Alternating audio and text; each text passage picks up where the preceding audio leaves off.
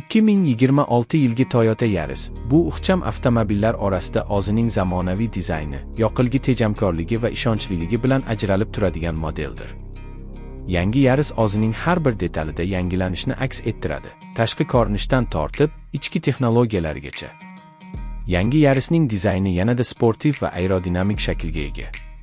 Old qismi kengroq radiator panjarasi va LED faralar bilan bezatilgan. Bu unga yanada jozibador va zamonaviy ko'rinish beradi.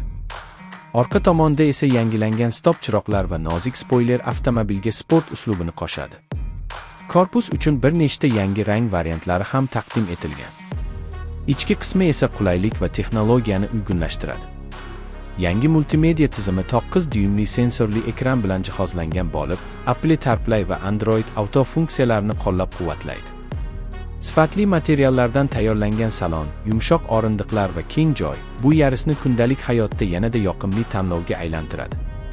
2026 Toyota Yaris 1.5 litrli gibrid dvigatel bilan taqdim etiladi. U benzin va elektr quvvatini birlashtirgan holda maksimal tejamkorlikni ta'minlaydi.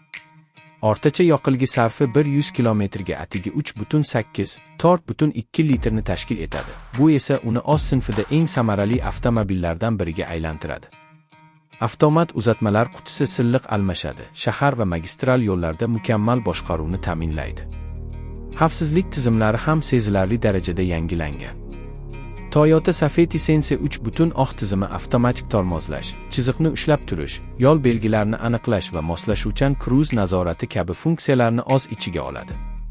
Bu nafaqat haydovchi, balki yo'lovchilar xavfsizligini ham ta'minlaydi. Umuman olganda, 2026 yilgi Toyota Yaris zamonaviy, tejamkor va texnologik avtomobil bo'lib, kichik o'lchamdagi mashina izlayotgan, lekin sifatdan voz kechmoqchi bo'lmagan xaridorlar uchun ideal tanlovdir.